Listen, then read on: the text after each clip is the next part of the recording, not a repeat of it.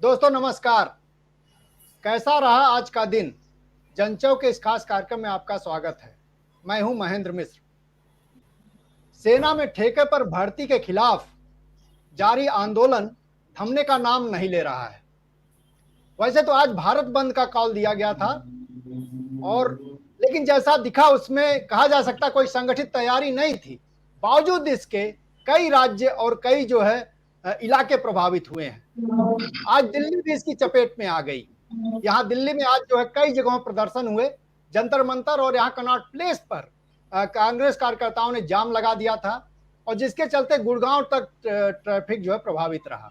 और इसके अलावा नोएडा में भी धारा 144 लगी हुई थी और शाम को कांग्रेस के नेता इसी मसले को लेकर के राष्ट्रपति से मुलाकात कर रहे हैं। इसके अलावा झारखंड में बड़ी खबर आ रही। झारखंड में भी जो वहाँ सरकार है उसने कई संस्थाएं अपनी बंद रखी थी, परीक्षाएं रद्द कर दी गई और अपने तरीके से वहां बंद रहा। और दूसरे इलाकों से जो कुछ खबरें अभी आ नहीं रही क्योंकि इंटरनेट सेवाएं कई जगहों बाधित कर दी गई हैं और कई तरीके से प्रशासन और कहिए तो जो आरएसएस के तमाम संगठन हैं वो उतर गए हैं अफवाह फैलाने में और लोगों को डराने धमकाने में भी। तो लिहाजा हम लोगों को नजर बनाए रखनी होगी। लेकिन एक सबसे बड़ी खबर और सबसे बड़ी बात जो हुई है, इस आंदोलन से अब किसान मोर्चा भी जुड़ गया है। आज करनाल में बैठक हुई है और किसानों के बड़े नेता वहां शामिल हुए हैं। मैं आपको एक तस्वीर दिखा रहा हूं जो दिखेगी और उसमें ये तस्वीर देखिए। इसमें योगेंद्र यादव जी बैठे हुए हैं, दर्शन पाल जी बैठे हुए हैं, हन्नान मोल्ला जी हैं और राकेश टिकैत हैं। ये सारे लोग आज बैठक की है करनाल में और इन्होंने घोषणा की है कि इस आंदोलन का पूरा समर्थन करेंगे और समर्थन ही नहीं, सड़क पर उतरेंगे पूरे उसके साथ और उसकी अगुवाई भी करेंगे जरूरत पड़ने पर। तो 24 जून को इन्होंने राष्ट्रीय कॉल दिया है और हर जिले पर किसान प्रदर्शन करेंगे। तो आप कह सकते हैं कि यह मसला सिर्फ नौजवानों का नहीं है, किसानों का हो गया है। और चूंकि किसानों के ही बेटे जाते हैं सेना में, लिहाजा अब दोनों एक दूसरे से जुड़ गए हैं। बाप बेटे सड़क पर होंगे और सरकार के खिलाफ मोर्चेबंदी करेंगे। ये बड़ा डेवलपमेंट है अपने तरह का और किसानों के पास अनुभव है कि वो कैसे सरकार को झुका सकते हैं, उस अनुभव भी काम आएगा। बहरहाल ये कुछ खबरें थी और इसके साथ अगर आज हम बात करें जिस पर हम आज चर्चा करना चाहते हैं, सेना का राजनीतिकरण। कल जो तस्वीर सामने आई है, संडे का दिन था और सरकारी महकमे में सभी लोग छुट्टी पर होते हैं। बावजूद इसके सेना के तीनों सेना के अंग हैं उससे जो बड़े अफसरान हैं उनको उतारा गया और इस योजना के पक्ष में उनसे बयान दिलवाया गया और कुछ ऐसे बयान दिलवाए गए हैं जो बेहद ही खतरनाक हैं, जिसमें उन्होंने सीधे तौर पर धमकी दी है। जो लेफ्टिनेंट जनरल अनिल पुरी हैं उन्होंने सीधे तौर पर कहा छात्रों को जो भी इस आंदोलन में शामिल होगा उसको उसकी भर्ती खारिज कर दी जाएगी। अगर कहीं उनका नाम आता है एफआईआर में तो उस पर विचार नहीं किया जाएगा और लोगों से एफिडेविट दर्ज करवाई जाएगी। ये एक लोकतांत्रिक देश में, एक ऐसे देश में जहां संविधान से देश चलता है, आंदोलन करना लोकतांत्रिक अधिकार हर नागरिक का, उस अधिकार को कोई शख्स नहीं छीन सकता है। ऐसे में इस तरह का बयान पूरी तरह से लोकतंत्र विरोधी है। अब इस पर हम लोग बातचीत करेंगे। मैं इस पर बहुत नहीं रखना चाहता, लेकिन ये चूंकि कल शर्मनाक दिन के तौर पर याद किया जाना चाहिए, कल के दिन को जिस तरह से सेना के तीनों अधिकारी उतर करके डिफेंड कर रहे हैं और सत्ता जो उनके पीछे चली गई उनके पल्लू में छुप गई है और आगे सेना के अधिकारियों को कर दी है। तो क्या एक भारत पाकिस्तान बनने जा रहा है? पाकिस्तान के बारे में कहा जाता है कि अमेरिका, अल्लाह और आर्मी तीन चीजें वहां देखती हैं, वही तय करती हैं वहां के एस्टेब्लिशमेंट को, वहां पाकिस्तान के भविष्य को। क्या भारत में भी कुछ ऐसा होने जा रहा है? सीधे कृष्णकांत जी के पास चलते हैं। मैं फिर एक बार परिचय कराना भूल गया हूं, हालांकि परिचय के मोहताज नहीं, हमारे वही गेस्ट है फिर हमारे साथ मौजूद हैं। शशिकांत जी हैं, आगरा कॉलेज से एसोसिएट प्रोफेसर हैं। रिटायर्ड प्रोफेसर रविंदर गोयल जी हैं दिल्ली विश्वविद्यालय से। कृष्णकांत जी हैं, रिटायर्ड कैप्टन हैं इंडियन एयरफोर्स के। और आज हमारे साथ जुड़े हैं बादल सरोज जी, अखिल भारतीय किसान मोर्चा के संयुक्त सचिव हैं, वो हमारे साथ जुड़े हैं। इस मसले पर पूरी बातचीत करेंगे और लगातार ये लिख रहे हैं इस मसले पर। लेकिन शुरुआत करेंगे कृष्णकांत जी से। कृष्णकांत जी, कल 3 सेना के अफसर आए, किस रूप में देखा जाए इस पहल को सरकार की? यह बहुत महत्वपूर्ण प्रश्न उठाया है आपने, और खासकर हमारे भारत के परिप्रेक्ष्य में। जहां तक मैं समझता हूं, भारत का प्रजातंत्र अब पहले जैसा नहीं रहा। जो भी था पहले भी पूर्ण प्रजातंत्र था नहीं, तो उस पर सवाल उठ सकता है, लेकिन अभी की जो हालात है वह काफी खंडित है। और जो कुछ हो रहा है, जो भी यह फांसीवादी सरकार या फासिस्टिक कहें उस तरफ बढ़ती हुई सरकार, तानाशाही सरकार जो कर रही है, उसके पक्ष में कौन से लोग आ रहे हैं? अभी तक तो बाकी सब थे, पुलिस थे, प्रशासन था, और मीडिया तो खैर 100% या 99% निश्चित रूप से था। अब सेना के अफसरों को, सीनियर मोस्ट अफसरों को, चीफ या उनसे एक दो कद के जो नीचे हैं, लेफ्टिनेंट जनरल रैंक तक के, उनको खड़ा करना, यानी उनकी भी महत्ता को खत्म करना, राजनीतिकरण करना, यह बहुत ही खराब स्थिति है। कोई भी आर्मी, कोई भी सेना जिसका पॉलिटिकलाइजेशन हो चुका है, वह प्रोफेशनल फौज या प्रोफेशनल आर्मी नहीं हो सकता। इस बात को हमारी जनता जितनी बेहतर समझे उतना अच्छा है। सेना अपने आप में कितना समझेगा नहीं पता, क्योंकि सेना के नीचे में जाए, आर्मी, एयरफोर्स, नेवी या जो भी इसके बाकी अंग हैं, उनके नीचे में डिसिप्लिन अभी भी वैसे ही है जैसे पहले था, और वह आदेश का पालन करने के लिए तैयार है, इसलिए उस पर अंतर नहीं पड़ा है। लेकिन यह लेफ्टिनेंट जनरल और उसके नीचे भी हम आए तो कई जगहों मैंने देखा, खासकर अभी मीडिया में चले जाए, जहां एक उन्होंने पैनल बना रखा है, उनके नीचे लिखा रहता है डिफेंस एक्सपर्ट, कोई ब्रिगेडियर है, ब्रिगेडियर लेवल तक भी है, कर्नल है, मेजर जनरल है, इक्विवेलेंट एयरफोर्स वाले या नेवी वाले भी आते हैं, कहते हैं कि हम निष्क्रिय हैं, निष्पक्ष है। निष्क्रिय तो जरूर है, निष्पक्ष कहीं से भी नहीं है। कुल मिलाकर जो बोलते हैं, जैसे इसी विषय पे, यह जो अभी अग्निपथ का विषय चल रहा है, उनका थोड़ा सा कोई कहता नहीं सरकार ये करती तो बेहतर होता, सरकार थोड़ी पूछ लेती तो वो बेहतर होता, लेकिन ये बहुत बढ़िया प्रोग्राम है। कुल मिला के ढाक के 3 पात, यानी खुलेआम रूप से कोई भी वैसा आदमी, इंसान, खासकर जो बेरोजगार युवक हैं, छात्र हैं, हमारे किसान भाई भी आए, उनका भी हमें स्वागत है। ये लोग थोड़ा भी यदि दिमाग, क्रिटिकल माइंड रखते हैं और देखते हैं तो उन्हें पता चलेगा कि कैसे हास्यास्पद स्तर तक ये जो एक्स फौजी और साथ साथ जो सर्विंग फौजी हैं पहुंचे जा रहे हैं। यह खतरनाक स्थिति है। पाकिस्तान के अब रास्ते पर जाए ना रह जाए, वैसे पाकिस्तान के बारे में आपने बड़ा अच्छा कहा, अल्लाह आर्मी और अमेरिका, चीन भी जुड़ चुका है। खैर जो अमेरिका की स्थिति शायद वहां कमजोर हुई है। तो पहली बात तो यह हुई, और जहां तक यहाँ के आंदोलन की बात है, मैं उस पर अभी आगे चर्चा आएगा तो बात करूंगा। बात करेंगे सर जी। तो मैं यही समझ कर रहा हूं कि अभी की स्थिति में सेना का जिस तरह से उपयोग, सदुपयोग या दुरुपयोग ये आज की सरकार कर रही है, वह बहुत खतरनाक है। जी जी। बादल सरोज जी, ये जब सरकार बनी और उसने इस प्रक्रिया को पहले ही शुरू कर दिया था, जिस तरह से उसने बीके सिंह को जो है चुनाव लड़ाया, और फिर इस समय मंत्री भी हैं राज्यवर्धन राठौर, जो सेना में थे, पदक पाए थे, और उसके बाद उनको शामिल कर लिया राजनीति में, उनको भी मंत्री बनाया। अब ये तीसरा चरण है आगे बढ़ा हुआ, जिसमें सीधे सेना को ही उतार दिया गया है जनता के खिलाफ, जनता से मोर्चा लेने के लिए, और पूरी राजनीतिक जमात, जो पूरा इनका तंत्र है, वो पीछे उसके खड़ा हो गया है। किस रूप में देखा जाए इस पहल को, इस डेवलपमेंट? देखिए, मैं बहुत शुरू से इस बात को कहता रहा हूं कि भारतीय जनता पार्टी इस मामले में विशिष्ट पार्टी है कि वो भारत के संविधान में न केवल विश्वास नहीं करती, बल्कि उसकी उस पूरी की पूरी मूल अवधारणा को बदल देना चाहती है। वो इस देश में संवैधानिक लोकतंत्र के जितने भी आयाम हैं, ये जो हमारे संविधान के निर्माताओं ने तय किया था कि न्यायपालिका होगी, कार्यपालिका होगी, विधायिका होगी, बहुत योजना के साथ सेना को इन सारे क्रियाकलाप से अलग रखा गया था।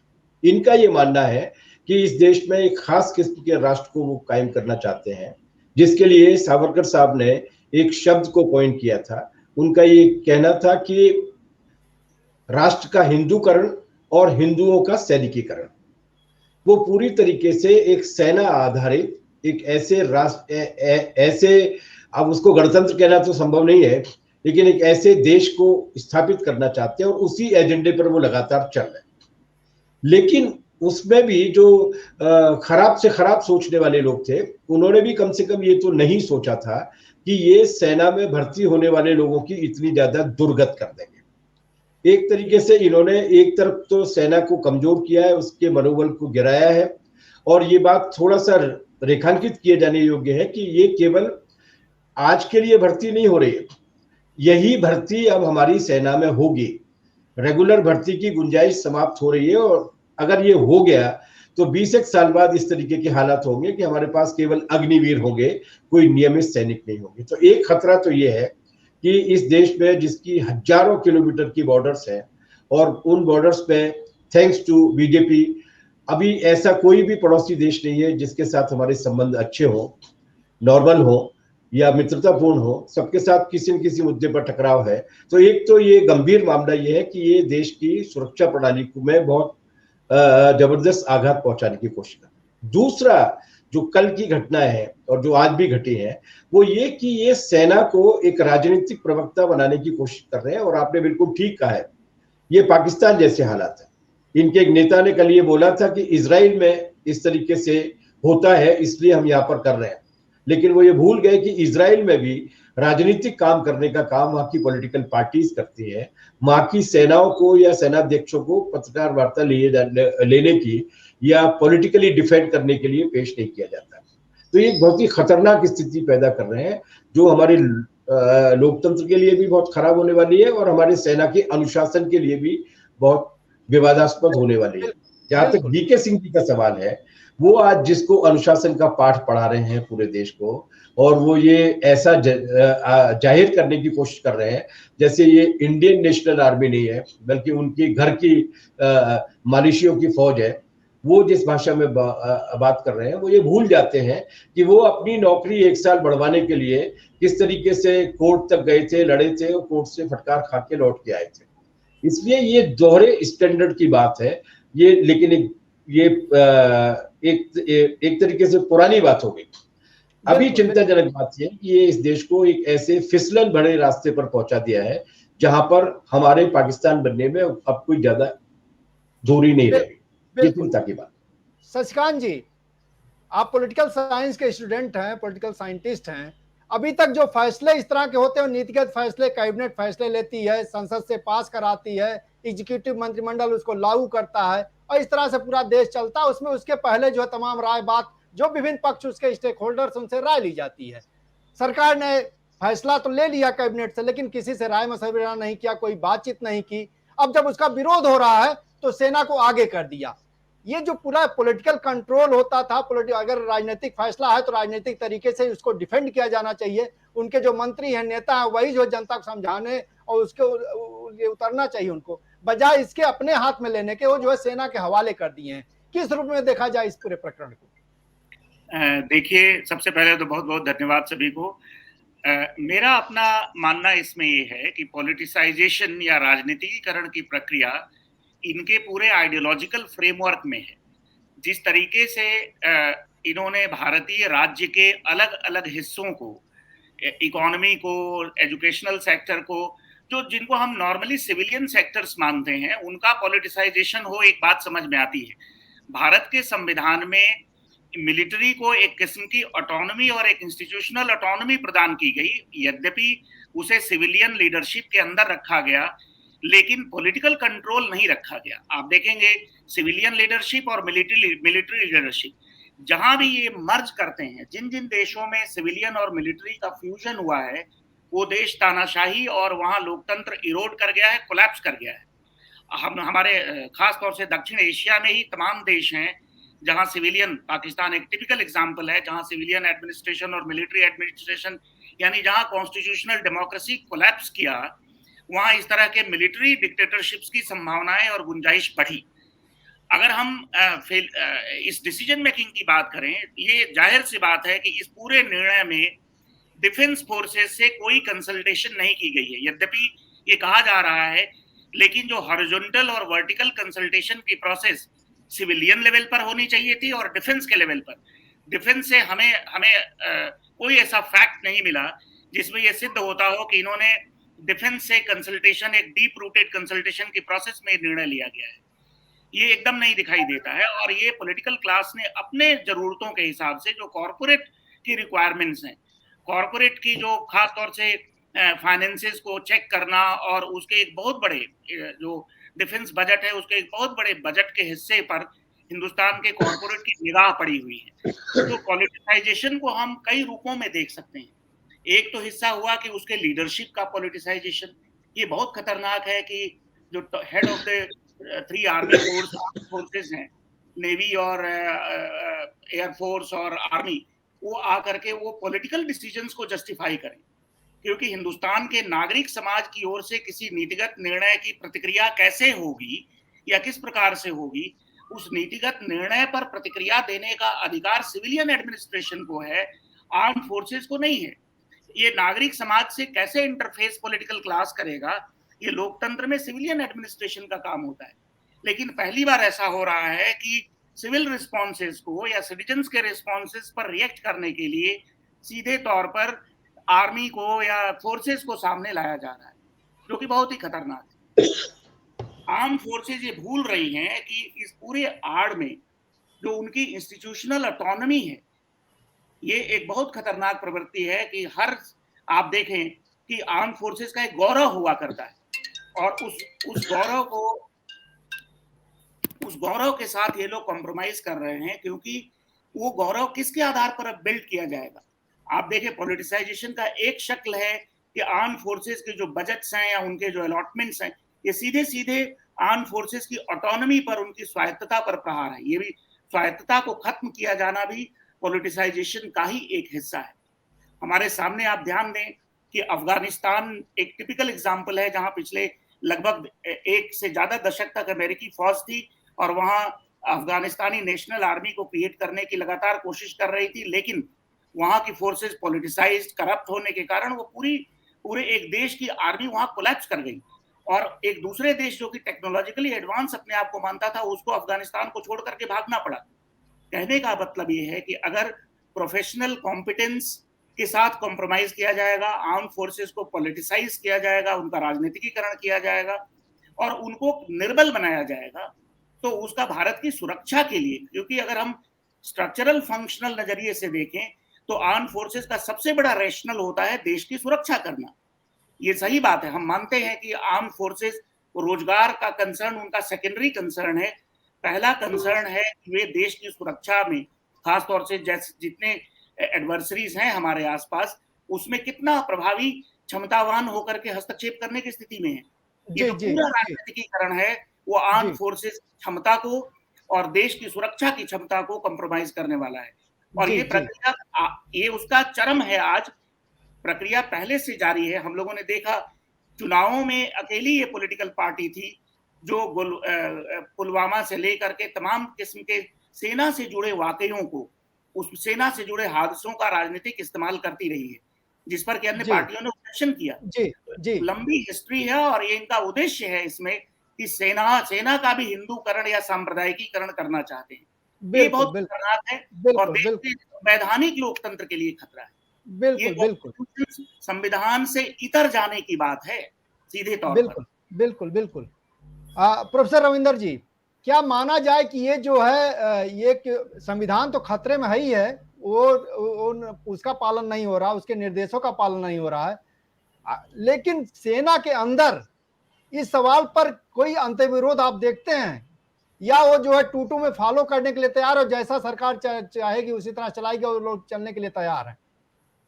देखिए, मेरा जो अपना मानना है कि सेना के अफसरों को इस स्कीम की डिफेंड करने के लिए आगे ले आना, उससे आज का अगर आप देखेंगे तो आज इस देश के अग्रणी पूंजीपति भी आगे आ गए हैं। आनंद महिंद्रा ने बयान दिया है कि बड़ी अच्छी स्कीम है, किरण मजूमदार शाह ने बयान दिया है कि बड़ी बढ़िया स्कीम है। मेरा ये कहना है कि ये जो सब लोग आगे आ रहे हैं, ये पहली चीज, ये पहले से राजनीतिक है और ये सरकारी, इसके चलते नहीं बल्कि ये सरकारी बदहवासी के प्रतीक है। इन सबको आगे ले आना इस बात का सबूत है कि मोदी सरकार फिलहाल बदहवास है। और जो दूसरा सवाल इसके साथ जुटा हुआ है, सेना का राजनीतिकरण, अराजनीतिक सेना कभी होती नहीं, राजनीतिक सेना हमेशा होती है, लेकिन वो सिस्टम के प्रति वफादार होती है।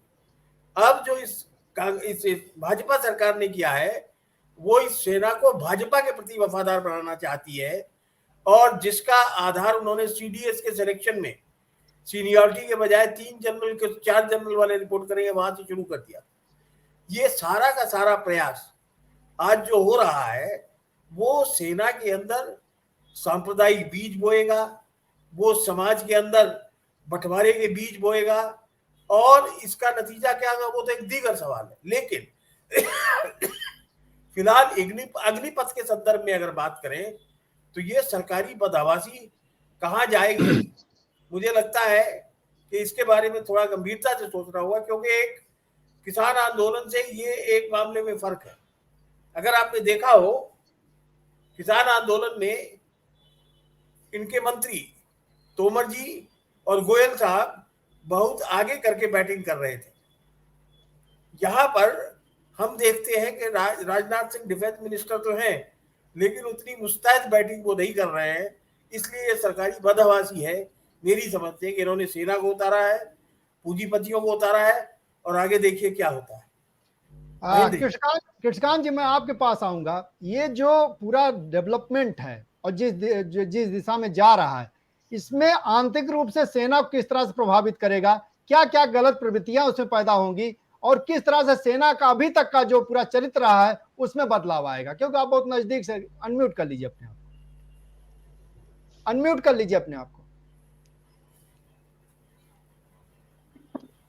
सीधे सीधे देखें तो एक चीज तो स्पष्ट नजर आ रहा है कि जो अग्निवीर आ रहे हैं, और हमारे साथी ने कहा कि अगले 20 वर्ष नहीं 2 से 3 टर्म यानी 12 वर्ष में भी काफी परिवर्तित सेना नजर आएगा। और फ्लोटिंग जो पॉपुलेशन है 25% रिटेंशन, यानी रुकने के बावजूद भी जो 75% जो बाहर जा रही है, उसका असर बहुत जबरदस्त पड़ेगा। आर्मी में देखें तो आर्मी के रेजिमेंटेशन पे बहुत बड़ा खतरा है। उसको सिर्फ कास्ट बेस ना कहें, जैसे Rajputana rifles, JNK, Mahar regiment वगैरह वगैरह जितना था उस पे ना जाए, लेकिन वह एक फ्रंट ऐसा था, एक ऐसा यूनिट या ब्रिगेड या बनाया था जिसके कारण सारा का सारा रेजिमेंट केवल अफसर क्लास को छोड़ दे तो एक खास तरीके से खान पान, विचार, भाषा, बोली होता था, जिससे कि उनकी आपसी जो कॉम्रेडशिप थी वो काफी स्ट्रॉन्ग थी। वह कहां जाएगा अभी कल्पना करना थोड़ा मुश्किल है, लेकिन वह बिखरेगा यह निश्चित है। Okay, number 1। नंबर 2, जहां तक ये जो 4 साल वाले आ रहे हैं रिटेंशन के बाद भी, अब उनको रैंक मिलेगा। इसके पहले भी तक रैंक नहीं मिलेगा, ये अग्निवीर ही कहलाएंगे चाहे जो भी करे। क्या ये सही में इनको ट्रेनिंग दिया जाएगा? अभी आपको पता है कि सेवादार की व्यवस्था नहीं बैटमैन की व्यवस्था होती है। क्या ये बैटमैन को रिप्लेस करेंगे? क्योंकि 4 साल के बाद निकलने के बाद बहुत सारे पूंजीपति और जो दूसरे आ रहे हैं इनको कह रहे हैं कि हम इनको चौकीदार में लगाएंगे। यदि यही उनकी मतलब कैपेबिलिटी है, तब तो यह नजर आता है भाई कि 45-46 हजार है तो हमारे युवकों को घबराना नहीं चाहिए। हालांकि घबराहट इसलिए कि जो परमानेंट अपना इसमें देख रहे थे, खासकर बिहार, आपके हरियाणा, उत्तर प्रदेश, जहां से ये मैक्सिमम लोग आते हैं, हिमाचल प्रदेश, उत्तराखंड, उनमें यह जरूर बेचैनी है, क्योंकि पूरा गांव का गांव उसमें देखे तो 20 से 50% तक युवकों की कल्पना थी कि हम फौज में जाएंगे, उसको आपने ध्वस्त किया। अब जहां तक मोराल की बात है, निश्चित रूप से सबका मोराल, चूंकि वहां जो ऑलरेडी जो फादर है उसका बेटा अब ये वीर बन के आ रहा है, बल्कि सैनिक बन के नहीं आ रहा है। वह आगे चल के कब हवलदार भी बनेगा कि नहीं बनेगा, JCO वगैरह NCO तो भूल जाइए।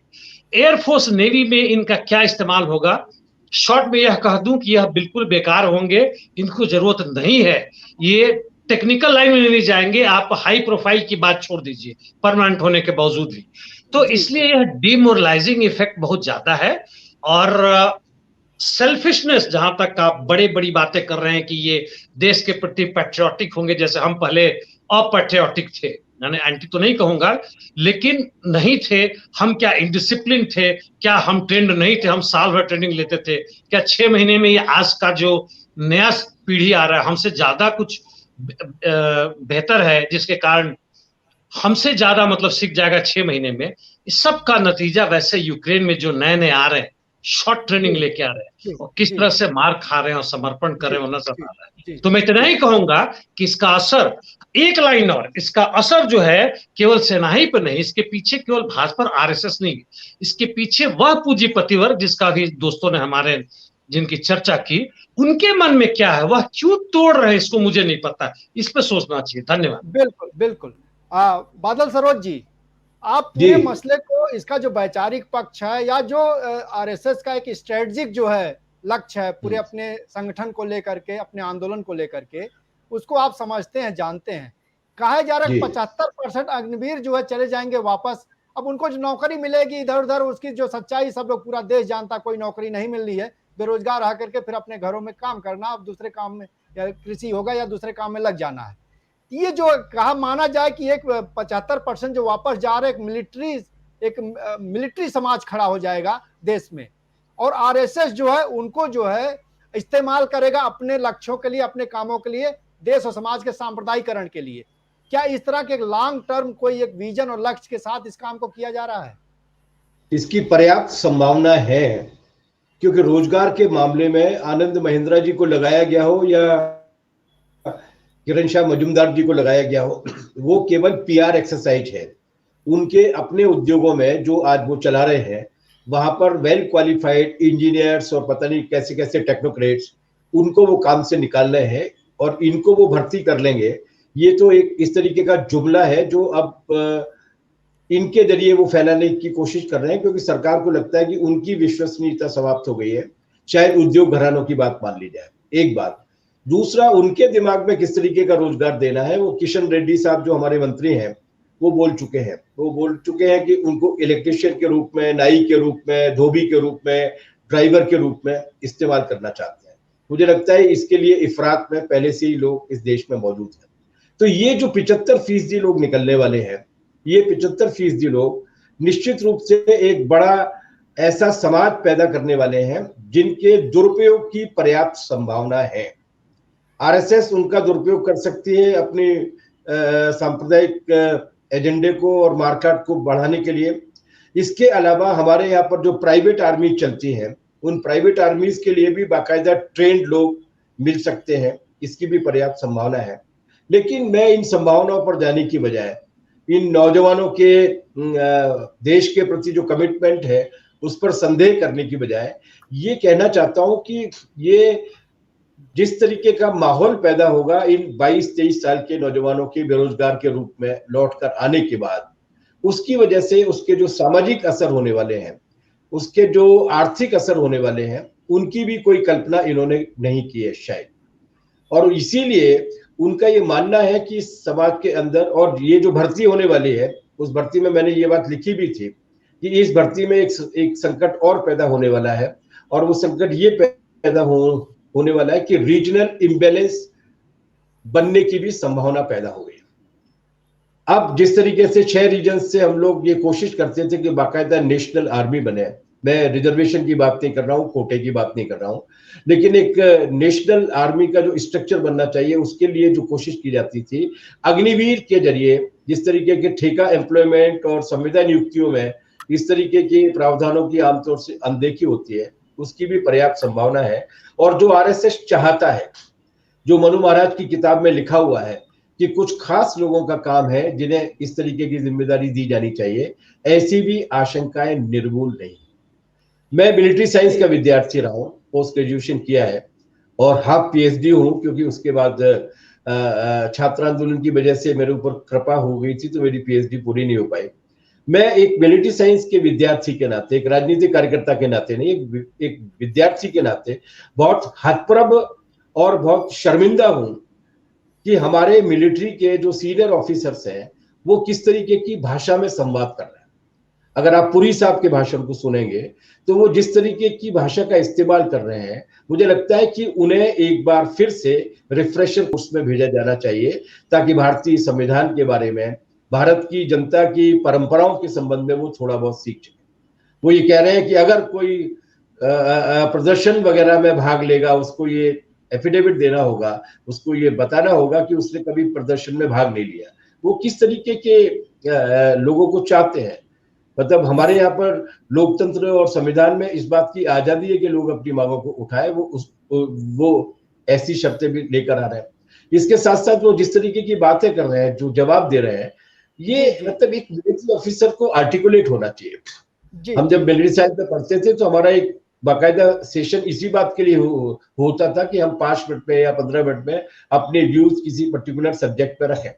ये अपने जो प्रवक्ता बनाकर जिनको ला रहे हैं वो सेना की भी बेइज्जती करा रहे हैं कि अगर दुनिया के लोग उनको सुन रहे होंगे तो वो क्या पा रहे होंगे कि किस तरीके की कमजोर भाषा में और किस तरीके की सड़क छाप भाषा में हमारे ये सेना के लोग जो बोल रहे हैं। कुल मिलाकर ये कि ये पूरी संवैधानिक व्यवस्थाओं को समाप्त कर देना चाहते हैं इस देश में से, और एकानुचालका वर्तिता जो उनका एक सिद्धांत है उसके आधार पर ही लाने जाते हैं। जैसे सीडीएस की पोस्ट उन्होंने बनाई थी उसी तरीके से वो उनको कुछ लोग चाहिए ऑफिसर्स, और बाकी एक पूरी की पूरी बिखरी हुई सी कतारें हों जिनको समय समय पर मोबिलाइज करना उनके लिए आसान हो। तो ये खतरे उससे ज्यादा है, खतरे वेतन से या पेंशन से या जॉब सिक्योरिटी से भी ज्यादा है।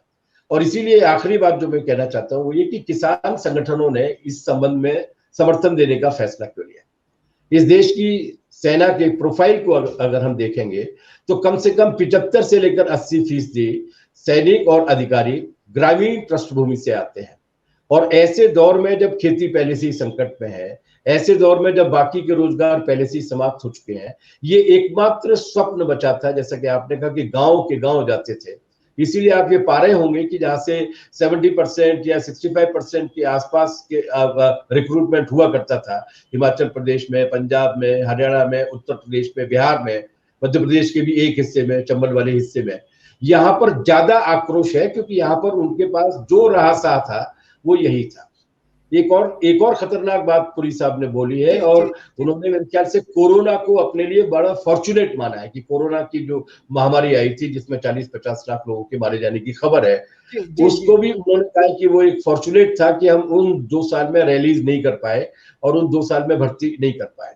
ये किस तरीके का संवाद हो रहा है? तो इसमें खतरे भी बहुत ज्यादा गंभीर है, और ये हमारे राजनीतिक नेतृत्व को और उसके साथ साथ वर्तमान सैनिक नेतृत्व को भी बहुत बुरे शक्ल में पेश करता है, जो बहुत ही राष्ट्र के लिए बड़ी शर्म की बात है। बिल्कुल बिल्कुल। शशिकांत जी, मैं एक दूसरे पहलू पर आ रहा हूं क्योंकि 2 नाम बार बार आ रहे हैं, आनंद महिंद्रा और किरण मजूमदार शाह, और उनके स्टेटमेंट्स आए हैं और ये कहा जा रहा है कि इसमें आरएसएस को एक तरफ फायदा अपने जो है सामुदायिकरण और मिलिट्री उसके तरफ समाज के को ले जाएगा, वो अपना करेगा, और दूसरा सबसे बड़ा लाभ कारपोरेट अपना देख रहा है, अपनी प्राइवेट कहिए तो आर्मी या सेना का जो बजट है वो कैसे उसके हाथ में आए, बहुत बड़ा बजट होता है। इसके साथ एक बात और कही जा रही है कि इसमें सबसे ज्यादा जमीन जो है, रेलवे से भी ज्यादा जमीन सेना के पास है, और उसका मोनेटाइजेशन जो है सरकार ने शुरू कर दिया एक अलग से कंपनी और कमीशन बना करके, तो उस पर भी उसकी नजर है। क्या इस नजरिए से भी कारपोरेट के सपोर्ट को देखा जा सकता है? एकदम इस नजरिए से नहीं, बल्कि ये सारे इम्परेटिव्स हैं, ये सारे कारण हैं जिनकी वजह से ये सारे बदलाव किए जा रहे हैं। ये कोई इसमें आप स्पष्ट देख रहे हैं कि दो, और केवल कॉरपोरेट सेक्टर से नहीं, जो आपके जो popular so called religious leaders माने जाते हैं, रामदेव हैं और ये एक दूसरा रविशंकर है, ये भी आप देखेंगे, ये भी स्पष्ट खुल करके सामने आ गए हैं कि तो जो रिलीजियो कॉरपोरेट लीडरशिप है वो पूरे जोर शोर से इस पूरे मुहिम में आ गया है कि ये इस योजना को कैसे किया जाए, क्योंकि हम सभी जानते हैं कि ये इनके पास गजब की अकूत संपत्ति है, जो कि रेलवे की तरह सेना की जो सबसे महत्वपूर्ण स्थानों पर स्थित संपत्तियां हैं उन पर इनकी निगाह है। इसमें कोई संदेह नहीं है कि ये उससे ड्रिवन है। लेकिन यहाँ एक बुनियादी सवाल और ज्यादा मेरे हिसाब से खड़ा होता है कि जिसकी वजह से किसान आंदोलनों का या समाज के अन्य वर्गों का इस पूरे बदलाव के प्रति सचेत होना ज्यादा जरूरी है, वह है कि किसी भी सरकार का उसकी देश की जनता के साथ किस प्रकार का संबंध होना चाहिए।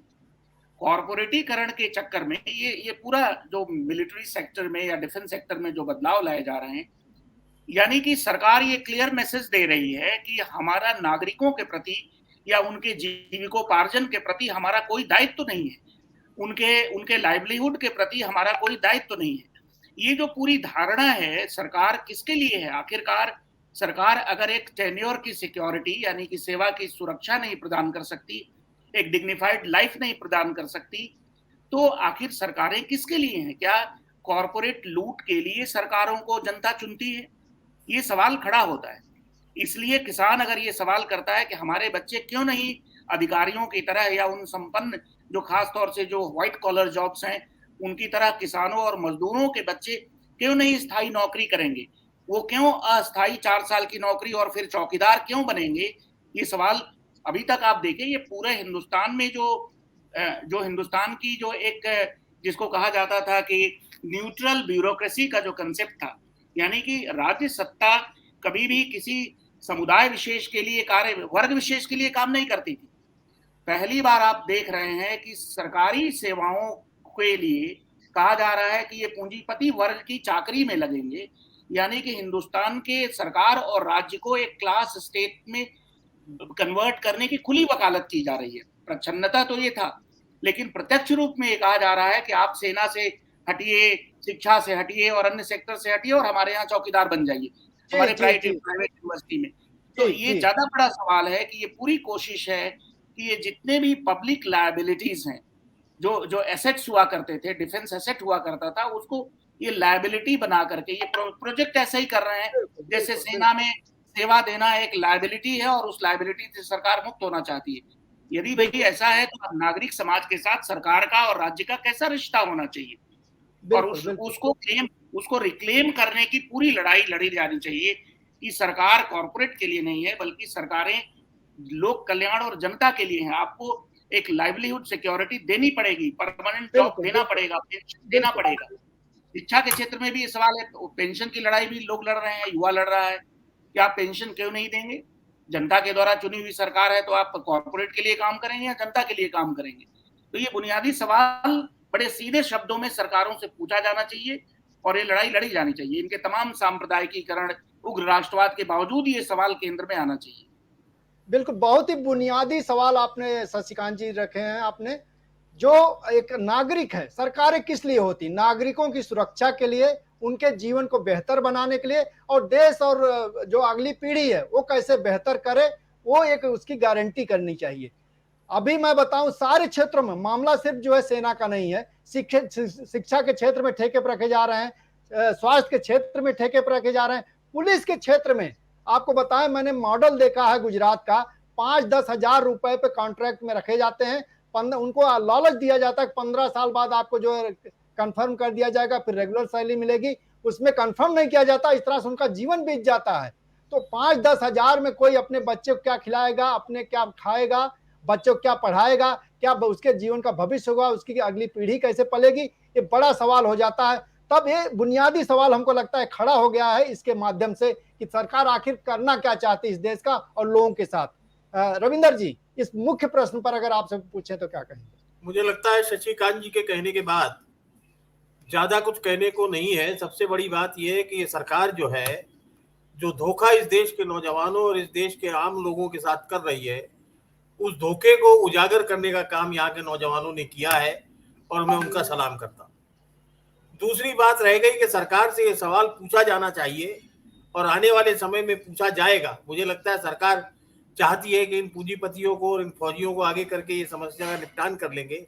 मेरे ख्याल से इतना आसान नहीं होगा। ये सवाल पूछा जाना चाहिए और पूछा जाएगा कि आम नागरिकों के प्रति उसकी जिम्मेवारी क्या है, और इतना ही मैं कह सकता हूँ, ज्यादा तो मैं इसके ऊपर कह नहीं सकता। बादल सरोज जी, यही सवाल आपसे, मैं आखिरी दौर में हूँ अब जी, क्या थोड़ा दोहराएंगे?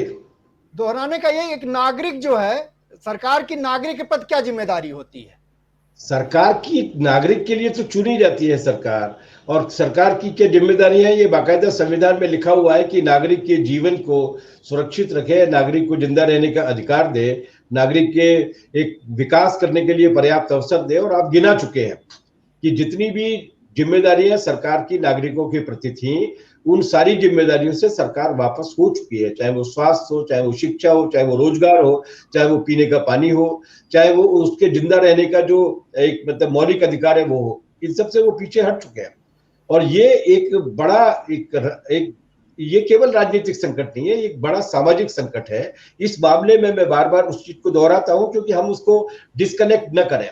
इस मामले में ये एक सामाजिक संकट है कि कुछ वैल्यूज हम लोगों ने अर्न की थी 1857, 1919 के बाद हम लोगों ने कुछ वैल्यूज अर्न की थी और एक नए तरीके के समाज को बनाने की ओर अग्रसर हुए थे हम लोग।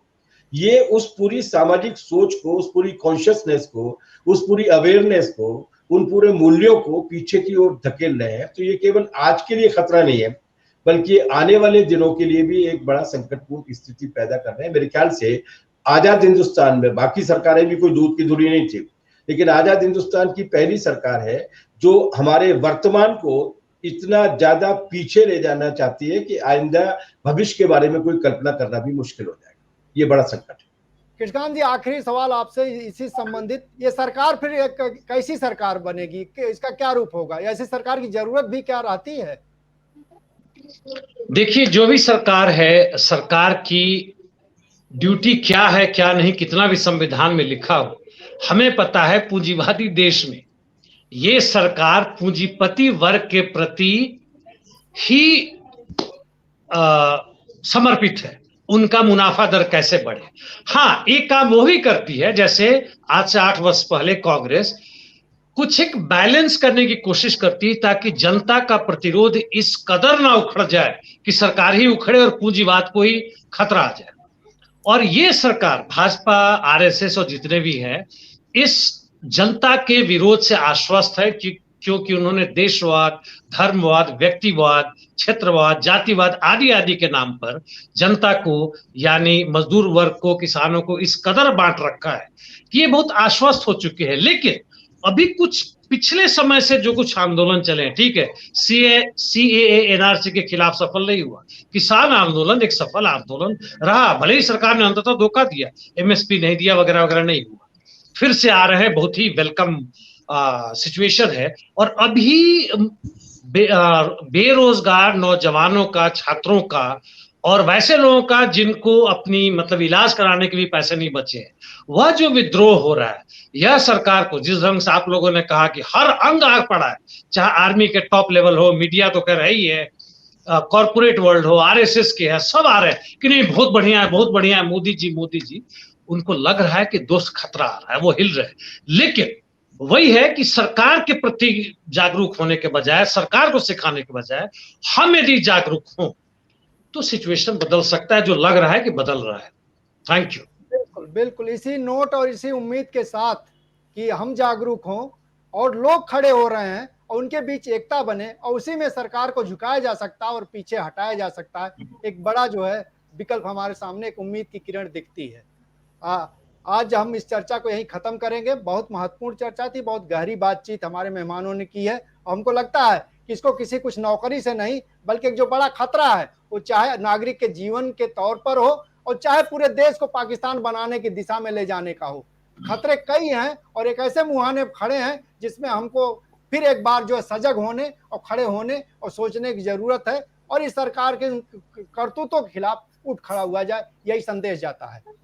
तो आप सभी का बहुत बहुत धन्यवाद और हमारे दर्शकों का भी जो हमारे साथ बने हुए थे, आज देख रहे थे लगातार जो है 20-22 लोग बने हुए थे, बहुत महत्वपूर्ण बात है और इससे लगता है कि चर्चा हम लोग गंभीर थी और लोग सुनना चाहते थे। कल फिर हम लोग किसी एक विषय पर आएंगे, चर्चा करेंगे और कुछ नए मेहमान होंगे, कुछ हमारे यही साथी होंगे। बहुत बहुत शुक्रिया, धन्यवाद। तब तक के लिए सलाम।